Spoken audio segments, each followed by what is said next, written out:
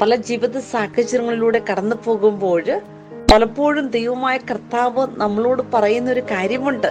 നിന്റെ ഹൃദയത്തിന്റെ ആകുലതകൾ വർദ്ധിക്കുമ്പോൾ നീ ദൈവസ്ഥാനത്തിലേക്ക് കടന്നു വരിക, അമ്മയെ പോലെ ഞാൻ നിന്നെ ആശ്വസിപ്പിക്കുമെന്ന്. പലപ്പോഴും ഉത്തരം കിട്ടാത്ത ചോദ്യങ്ങളുമായിട്ട്, ദുഃഖഭാരങ്ങളുമായിട്ട്, സങ്കടങ്ങളുമായിട്ട്, വിലാപങ്ങളുമായിട്ട് നടന്നു നീങ്ങുമ്പോൾ കർത്താവ് നമ്മളെ ആശ്വസിപ്പിക്കാൻ കഴിവുള്ളവനാണ്.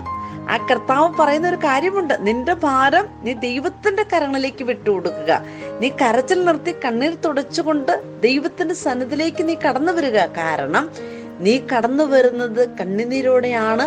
ഞാൻ നിന്നെ ആശ്വസിപ്പിച്ച് ആനയിക്കുമെന്നും നിന്നെ നീരൊഴുക്കിലേക്ക് നയിക്കുമെന്ന് പറഞ്ഞവൻ നിന്റെ വഴി നിനക്ക് മുമ്പിൽ അനുഗ്രഹത്തിന്റെ വഴി തുറക്കുന്നവൻ മാത്രമാണെന്ന് അവിടുത്തെ വചനം നമ്മളെ പഠിപ്പിക്കുകയാണ്. നമുക്ക് വിശ്വസിക്കാം, നമുക്ക് പ്രാർത്ഥിക്കാം, നമ്മുടെ ജീവിതമാകുന്ന യാത്രയിൽ നമ്മുടെ ദൈവം നമ്മുടെ കൂടെയുണ്ടെന്ന്.